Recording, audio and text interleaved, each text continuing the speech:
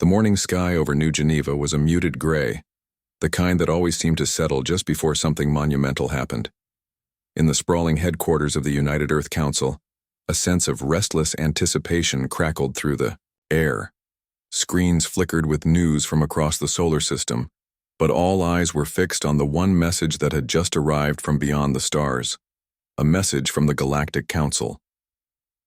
For decades, humanity had been aware of the galaxy's vast political tapestry. Countless species, some older than the solar system itself, had formed alliances, empires, and federations. Earth was a newcomer to this cosmic community, still on the fringe, still learning its place. But now, everything was changing. The message was brief, but unequivocal. The Galactic Council formally invited Earth to join their assembly, a governing body representing hundreds of worlds.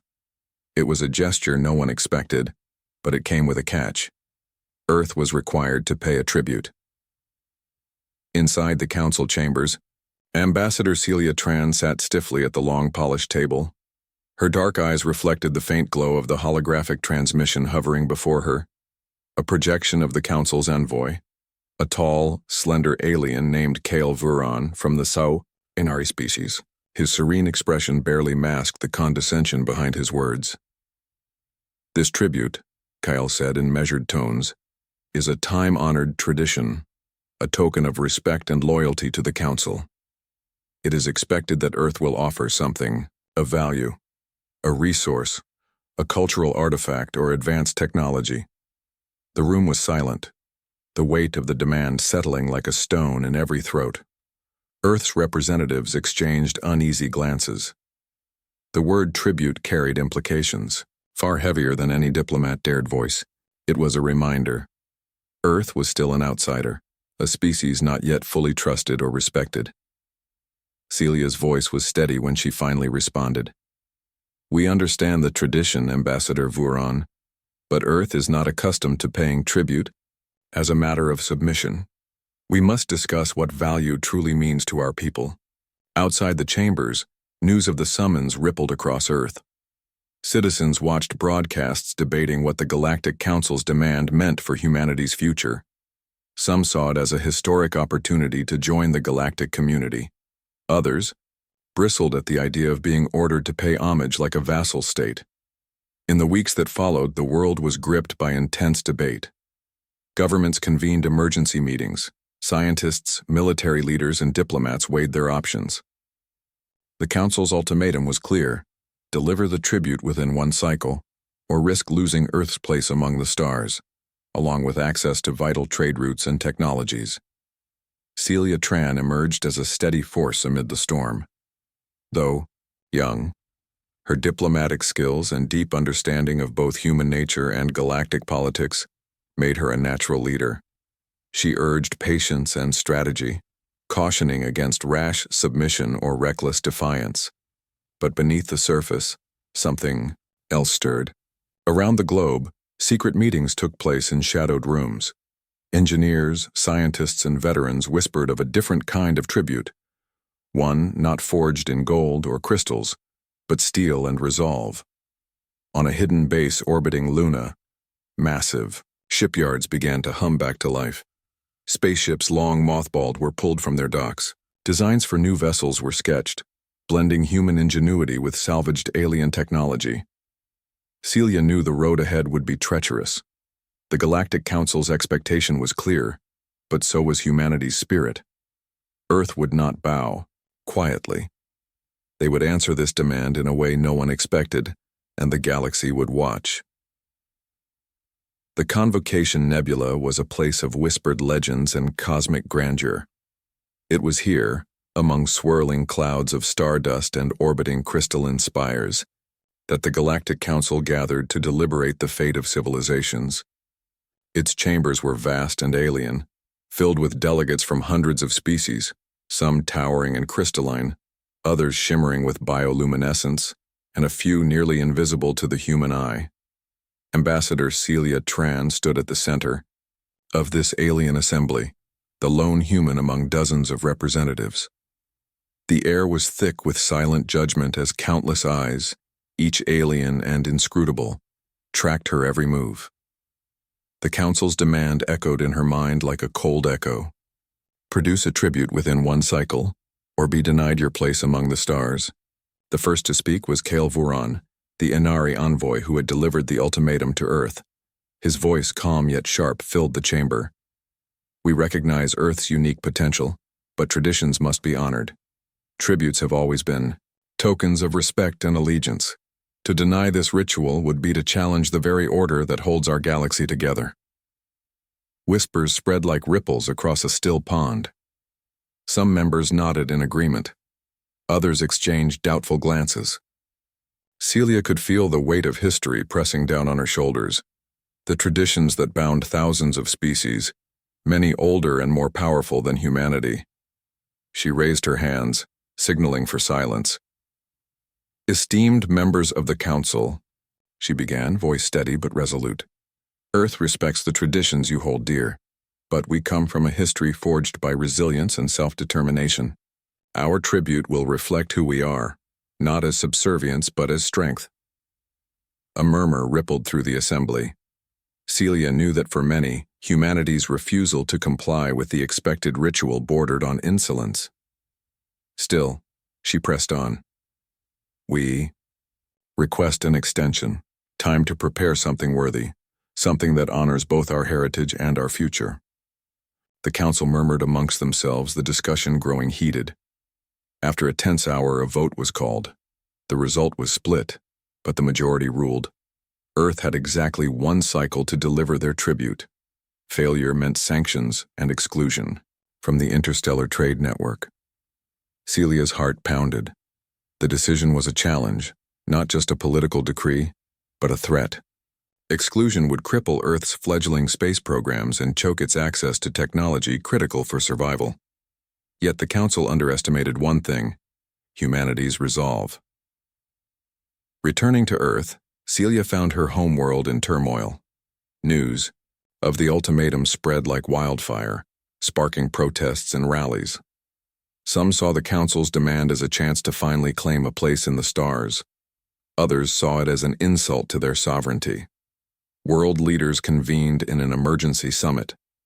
Arguments flew, from cautious diplomacy to outright defiance. The question was simple but heavy. What would humanity offer? The answer came swiftly and decisively. Behind closed doors, the Artemis Protocol was reactivated. This covert project, once dormant after the last interstellar skirmishes, aimed to build a fleet capable of defending Earth, and now, delivering a message. It was no ordinary tribute.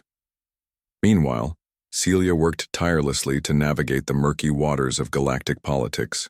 She met with ambassadors from other species, seeking allies among those wary of the Council's rigid traditions. Some expressed quiet admiration for Earth's spirit. Others watched with suspicion, waiting to see if humanity would falter. As Earth mobilized, alien informants attempted to infiltrate the Artemis project. Celia's intelligence team uncovered spies, leading to tense arrests and covert countermeasures. The clock was ticking and the stakes were rising. Across the solar system, shipyards buzzed with renewed energy. Long, silent assembly lines roared back to life. Engineers and pilots pushed the limits of technology and endurance, forging a fleet, unlike anything the galaxy had seen from a newcomer. Amid the rush, Celia stood firm. The tribute would not be a gift wrapped in submission. It would be a statement of humanity's place in the cosmos, proud, unyielding, and ready. The galaxy was watching, and humanity was ready to answer. The Artemis Protocol was more than just a plan. It was a symbol of Earth's unyielding will. Conceived in the quiet halls of the United Earth Council's most secret chambers, it was a bold gambit to answer the Galactic Council's demand on humanity's terms. No gold, no art, no simple gifts. Instead, a fleet, a testament to human ingenuity, resilience, and defiance. On the shadowed surface of Luna, massive shipyards churned beneath the protective domes. Under harsh, artificial lights, teams of engineers and technicians labored with tireless focus. Spaceships, sleek and formidable, took shape. Warships unlike anything the galaxy had seen from a young species like humanity. Dr. Rena Kovac, a brilliant aerospace engineer, paced nervously through the command center. "The designs are ready," she told Commander Aaron Malik, who stood rigidly at her side. "These ships can match the speed and firepower of many older fleets. But our strength isn't just hardware. It's our unpredictability, our willingness to adapt." Malik nodded. "The Council expects submission. They don't know we've been ready for this moment for years." Across Earth, news of the Artemis Protocol remained tightly guarded. Only a select few knew the truth: that humanity was preparing, not a tribute, but a challenge. Yet even in secrecy, cracks began to form. Saboteurs lurked in the shadows, loyal neither to any nation nor to humanity's future, but to greed and fear. One night, a massive explosion rocked the orbital shipyard above Mars. An important cruiser was damaged, delaying construction. Celia Tran received the news with grim determination. "This won't stop us," she told her security team. "But it means we have enemies, not just in the Council but among our own." Investigations revealed an intricate web of spies, agents from rival factions within the Council, and even some human collaborators who feared the consequences of defiance. The threat was deeper than anticipated. Meanwhile, Celia moved swiftly in the political arena. She met secretly with representatives from several Council factions sympathetic to Earth's cause. Among them was Tavar, a reptilian diplomat from the Sauron coalition, who warned, "The Council's old guard fears change. But your boldness has earned respect. Use it wisely." Their alliance was fragile but vital. As Celia's diplomatic efforts progressed, so did the buildup of Earth's fleet. At an underground facility beneath the sprawling city of New Geneva, soldiers trained relentlessly. The pilots, engineers, and tacticians shared a sense of purpose, unlike any in recent memory. They were not preparing for simple defense, they were preparing for a declaration. Public opinion was divided. Some hailed the Artemis Protocol as humanity's rightful answer to galactic condescension. Others feared it would provoke war. Protesters gathered in major cities, waving banners of peace and caution. In a televised address, Celia spoke directly to Earth's citizens. "We face a test not only from the stars but from ourselves," she said. "Our tribute will be our voice, clear and unwavering. We do not seek conflict, but we will not submit. We are ready." Back in the shipyards, the first warship, the War, Defiant, was nearing completion. Its hull bore the scars of human history, the names of lost battles, great leaders, and moments when humanity refused to back down. As the deadline loomed, tension mounted. Alien observers watched Earth's every move with growing suspicion. Rumors spread through the Galactic Council. Had humanity truly built a fleet? Was this tribute or a threat? The final weeks were a frenzy of activity, secrecy, and resolve. Celia coordinated the delicate dance of diplomacy and defiance, knowing that whatever happened next could change the galaxy forever. Beneath the surface of Earth's proud response lay a deeper truth. This was more than a tribute. It was humanity's declaration that it would no longer be a footnote in galactic history. The shadows of rebellion were stirring, and humanity was ready to step into the light. The orbit around Mars was alive with the hum of industry, a symphony of construction that had not been heard in decades. For years, the massive dry docks had remained silent, relics of humanity's early ventures into the stars. But now their dormant giants stirred awake, bathed in the cold light of distant suns. The first of the Artemis fleet was nearing completion, the Defiant, a warship of immense size and power. Its sleek hull reflected Earth's sun like a blade, and its engines promised speed and agility unmatched by many Council fleets. Every inch of the ship carried a story, engraved names of historic battles, mottos from ancient Earth languages, and symbols of human perseverance. Commander Aaron Malik stood on the observation deck of the shipyard's command center, watching as technicians made the final calibrations. His eyes were sharp, scanning the bustling scene below. "This is more than metal and circuits," he said quietly to Dr. Rena Kovac. "It's a message, a warning." Rena nodded, her fingers tapping rapidly across her console. And it's only the beginning. The next 24 vessels are already halfway through assembly. The Artemis Protocol was no secret to the Council anymore. Alien reconnaissance probes cloaked in shadows had caught fleeting glimpses of the human shipyards. But Earth's engineers had mastered stealth technologies and countermeasures that baffled even the most advanced sensors. Meanwhile, the Council's political factions were divided. The hardliners demanded immediate sanctions and military action against Earth, seeing the fleet as a direct threat to their authority. Moderates counseled caution, fearing that pushing humanity too far would fracture the fragile galactic order. In the midst of this turmoil, Ambassador Celia Tran prepared for her return to the Convocation Nebula. She carried no traditional tribute, but instead, a symbol of Earth's newfound strength. Her heart was heavy with the knowledge that the coming days would decide humanity's future. Back on Earth, the public watched the unfolding events with a mixture of awe and apprehension. Broadcasts showed images of the fleet in various stages of construction, fueling a surge of pride but also fear. Protests erupted in some cities, calling for peace, while others celebrated what they called Earth's rightful place among the stars. In a secret briefing, Celia addressed the leaders of Earth's military and scientific communities. Our message must be clear. We do not seek war. We seek respect. But if the Council intends to challenge us, they will find we are ready. At the same time, intelligence reports warned of increased surveillance and covert sabotage attempts. Several supply convoys en route to the shipyards had been attacked by unknown assailants. Security protocols were tightened, and emergency repair teams worked around the clock. Despite the pressure, the Artemis fleet continued to grow. Each ship was a masterpiece of engineering, blending human creativity with salvaged alien technology. The warships boasted advanced energy shields, adaptive weaponry, and propulsion systems that rivaled the fastest known vessels in the galaxy. In one of the orbital shipyards, Rena and Malik inspected the newly completed cruiser, Resolute. The sleek craft gleamed with fresh paint and humming engines. Ready for deployment, Malik said with a rare smile. Rena's eyes flickered with pride.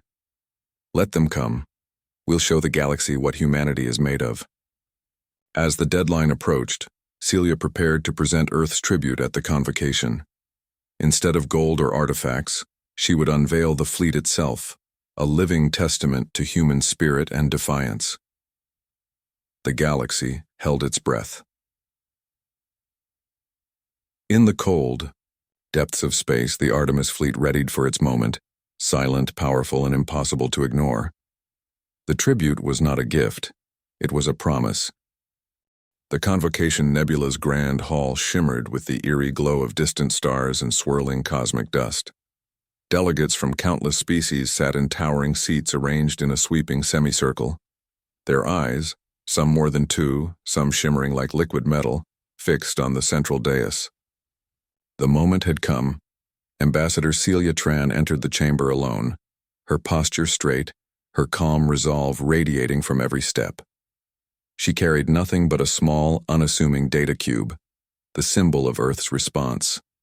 Whispers rippled through the crowd. Many expected a traditional tribute, precious metals, exotic art, or rare technology. But Celia had something different in store. She placed the cube on the polished platform, then activated it with a quiet command. Instantly, the room was filled with a three-dimensional holographic display that expanded until it towered over the assembled delegates. Before them floated the Artemis fleet, dozens of warships rendered in vivid detail, their sleek hulls etched with humanity's history and hope. The ships moved as if alive, their engines glowing faintly, their weapon systems pulsing with latent power. A stunned silence blanketed the chamber. This, Celia's voice rang out, clear and unwavering, is Earth's tribute. The Council, members exchanged shocked glances. The gesture was unlike any before, a direct challenge to tradition and authority. It was as if Earth had declared, "We will not kneel. We will not submit." The head of the Council, an ancient being known as the Archon Virel, rose slowly. His many eyes, glowing like distant suns, studied Celia with a mixture of suspicion and awe. "You present a fleet," he intoned, his voice echoing through the chamber like a distant storm. "Not a gift, but a warning. Do you intend war, Ambassador?" Celia met his gaze without hesitation. "No, we intend peace through strength. Our tribute is not submission, it is respect. Respect earned through resilience, through innovation, and through readiness." Murmurs erupted among the delegates. Some applauded the boldness, others whispered warnings of rebellion. Kale Vuron, the Inari envoy, stepped forward, his expression unreadable. "You risk much, humanity. The Council's traditions have kept peace for eons. Your defiance could unravel that peace." "Perhaps the peace was never meant for Earth," Celia replied. "Or perhaps it's time the galaxy saw what humanity truly offers." The room fell into tense silence once more.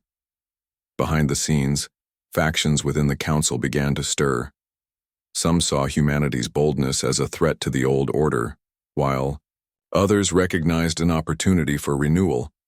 Suddenly, alarms blared throughout the convocation. The holographic fleet flickered and dissolved as security protocols kicked in. Celia's eyes narrowed. The Council was signaling unrest and preparing to act, but Celia remained steady. "We do not come to break peace, but to forge a new path," she said. "Let us negotiate from a place of mutual strength." The Archon Virel motioned for a recess, and the delegates dispersed into hushed conversations, many casting wary looks toward Earth's lone ambassador. Outside the chamber, whispers grew louder. Had Earth crossed a line? Or had they merely declared themselves equals? Celia knew the road ahead would be perilous. The Council's reaction would shape not only Earth's fate, but the balance of power across the galaxy. As she stepped into the waiting corridor, Celia's communicator buzzed softly. A coded message blinked on the screen. "Prepare for storms. Allies and enemies both emerge." She took a deep breath and looked up at the swirling nebula outside the window. The galaxy was no longer watching silently. Humanity had spoken, and the stars had responded. The calm after the storm in the Convocation Nebula was deceptive. Behind the polished walls and shimmering light of the Galactic Council's chambers, alliances were tested, and old rivalries simmered beneath the surface. Earth's bold declaration had sent shockwaves through the political landscape of the galaxy. Ambassador Celia Tran found herself navigating a maze of intrigue and suspicion. The Artemis fleet's holographic display had made clear that humanity was no longer a passive player. They were a force to be reckoned with. Some council members saw opportunity, others danger. Tavar, the reptilian diplomat from the Sauran coalition, approached Celia quietly during a private recess. His scaled features betrayed no emotion, but his words were grave. "Your people have awakened something old and dangerous. The hardliners will push for conflict, but there are others who believe Earth's strength could reshape the Council, if you survive the coming trials." Celia nodded. "We came not to dismantle the Council, but to earn our place within it. If the price is conflict, we will not back down, but we will fight for peace first."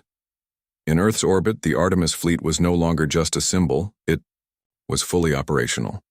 Warships bristled with weapon systems that combined human engineering and recovered alien tech. Pilots trained relentlessly, mastering new tactics designed to counter the galaxy's most seasoned fleets. But as preparations continued, reports arrived of sabotage attempts and covert attacks on supply lines. The enemies of humanity, both known and unknown, were mobilizing. The Shadow War had begun. On Earth, governments struggled to maintain unity amid growing public anxiety. Some citizens demanded immediate retaliation against the Council's threats. Others feared that Earth was walking a dangerous path toward open war. Celia addressed the world in a rare live broadcast. "We stand at a crossroads. The Council's demands tested us, and we answered with strength. But strength is not a call to arms. It is a call to responsibility. We must be prepared for all outcomes, but peace remains our goal." Back at Dake, the convocation, the Council convened a secret session to discuss Earth's future. The hardliners, led by Kale Vuron, called for sanctions and a military blockade of Earth's spaceports. Moderates urged dialogue and caution, fearing that war could engulf the entire galaxy. A vote was scheduled, a decision that could seal Earth's fate. Meanwhile, Celia met covertly with several alien delegates sympathetic to Earth's cause. They discussed ways to broker peace and ensure humanity's sovereignty without surrendering dignity. But not all were willing to negotiate. Late one night, a covert attack targeted the command center controlling the Artemis fleet. Explosions rocked the facility, setting off emergency protocols and sending shockwaves through the military command. The attack was swift but deadly. Several key engineers were lost. Celia stood among the wreckage, her face set with determination. "They think this will break us," she said to Malik and Rena. "They don't understand what it means to be human." Malik gritted his teeth. "We'll rebuild faster, and when the time comes, we'll show them what resilience really looks like." The attack only strengthened the resolve of Earth's defenders. The fleet's construction accelerated, and new security measures were implemented across all installations. As the Council's vote approached, Celia knew the stakes had never been higher. The galaxy held its breath, waiting to see if humanity would be accepted as a true member of the galactic community, or cast out into isolation. In the quiet moments before the vote, Celia stood beneath the stars, feeling the weight of history pressing down on her shoulders. Whatever happened next, Earth's place among the stars had been claimed, not by submission, but by courage. The tribute was no longer a simple gesture.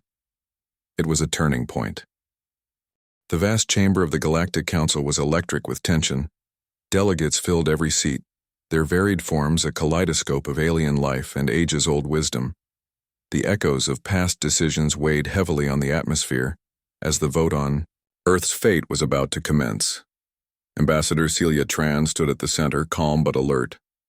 The countless eyes fixed on her were no longer merely curious.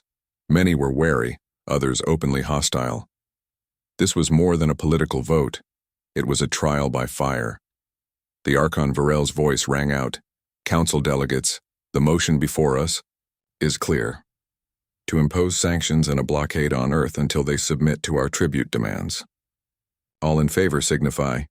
Hands, claws, tendrils, and other appendages rose, the majority forming a somber chorus of agreement. But not everyone was ready to condemn humanity. Tavar, the Soren diplomat and Celia's secret ally, stood to address the council. His scaled voice was steady, cutting through the room. "I urge caution. Earth has shown strength and resilience, qualities we once admired in our own history. To isolate them could spark a conflict none of us desire." Murmurs echoed in the chamber. Some delegates shifted uneasily. The galaxy's balance was fragile, and many feared the consequences of outright war. Celia seized the moment. "We do not seek war. We seek respect and partnership. Our fleet stands as a guardian, not a threat. Punishing Earth will only push us toward conflict." The Archon nodded gravely and called for the final vote. As the tally was announced, the chamber held its breath. The decision was a narrow but decisive sanction against Earth. The vote passed by a thin margin. The weight of the verdict settled heavily on Celia's shoulders. Sanctions meant Earth's spaceports would be blockaded, cutting off vital trade and technology. It was a message: comply or suffer isolation. Back on Earth, the news hit like a thunderclap. Protests erupted, voices rising in anger and fear. Governments scrambled to manage the fallout, while the Artemis fleet moved to full combat readiness. Celia convened an emergency meeting with Commander Malik and Dr. Rena Kovash. "This is no longer a diplomatic mission," she said. "We must prepare for the worst, but hold hope for the best." As Earth's fleet repositioned near the outer colonies, reports came of skirmishes between Council patrols and human scouts. The veil of war was falling. In the shadows, espionage and sabotage escalated. Celia's intelligence network uncovered attempts to infiltrate shipyards and communication arrays. Every day was a race against time. Despite the looming threat, moments of hope flickered. Some factions within the Council quietly advocated for dialogue. A secret envoy reached out to Celia, offering talks away from the public eye. Yet, trust was fragile. Every meeting was laced with suspicion. Amid the turmoil, Celia found a moment to speak with Malik aboard the flagship Defiant. The stars stretched endlessly outside the viewport. "We stand on the edge of a precipice," Malik said quietly. Celia nodded. "We've already changed the galaxy's course. Now, we just have to make sure we survive what comes next." The Artemis fleet was ready, not just to fight but to protect humanity's future. The Council's sanctions had lifted the veil of peace. The galaxy was poised on the brink of war. The void of space felt heavier than ever as the Artemis fleet stood poised at the edge of the Galactic Council's blockade. For months, tension had simmered beneath the surface, a slow burn that threatened to ignite into open conflict. Earth's defiance had fractured the galaxy's old order, but it had also forged new bonds. Alliances born of respect and the undeniable truth that humanity was no longer a peripheral player. Commander Aaron Malik stood on the bridge of the flagship Defiant, eyes fixed on the distant flicker of Council patrol ships encircling Earth's outer territories. "They're waiting for us to make the first move," he said quietly. "But we don't have to." Ambassador Celia Tran joined him, her expression steady despite the storm within. "War is not inevitable," she said, "but we must be ready to defend what we've built, what humanity has earned." The Artemis fleet had become a symbol of more than military power. It represented humanity's refusal to bow, their creativity, and their resilience in the face of overwhelming odds. Every ship was crewed by pilots and engineers who understood that their mission was bigger than battle. It was about securing a place for their species among the stars. Behind the scenes, Celia worked tirelessly to negotiate a fragile truce. Secret talks continued with moderate factions within the Council, with hopes of finding common ground before blood was spilled. But hardliners remained vocal, warning that any softness would be exploited. The galaxy watched, waiting. Suddenly, a transmission pierced the silence, an encrypted message from the Council's hardline commander. A warning, thinly veiled as a demand. Earth's fleet must disband or face annihilation. The room fell silent. Malik clenched his fists. "They want us to surrender." Celia shook her head. "We answer with strength and diplomacy." The Artemis fleet shifted formation, a silent signal of readiness. Earth's leaders broadcast a message to the Council and the galaxy alike. Humanity did not seek conquest, but would never again accept subjugation. Then came the first skirmish, swift, precise, and controlled. Human pilots tested their mettle against Council patrols, sending a clear message that Earth's fleet was formidable and united. News of the clash rippled through the galaxy. Some hailed it as the spark of rebellion, others as the dawn of a new order. In the midst of rising conflict, Celia received unexpected news. Several influential Council factions had withdrawn their support for sanctions, opening the door to formal negotiations. With hope renewed, she prepared for a historic summit, one that could redefine the galaxy's power dynamics forever. As representatives gathered, Celia stood before them and spoke not as a challenger, but as a partner. "The stars are vast, and there is room for all of us. Let this be the beginning of an era where strength is tempered by respect, and where humanity stands proud among the galactic community." The summit lasted days, fraught with tension but underscored by a shared desire to avoid war. In the end, a treaty was forged, one that recognized Earth's sovereignty, welcomed humanity into the Council, and pledged cooperation for peace and prosperity. Back on Earth, celebrations erupted. The Artemis fleet returned triumphantly, not as conquerors but as protectors of a new future. Celia looked up at the night sky, stars brighter than ever. The journey had been long and perilous, but humanity's place among the stars was no longer a question. It was a promise. The Galactic Council had demanded tribute. Humanity had answered, with courage, defiance, and a fleet that would shape the destiny of the galaxy. The dawn of a new era had arrived,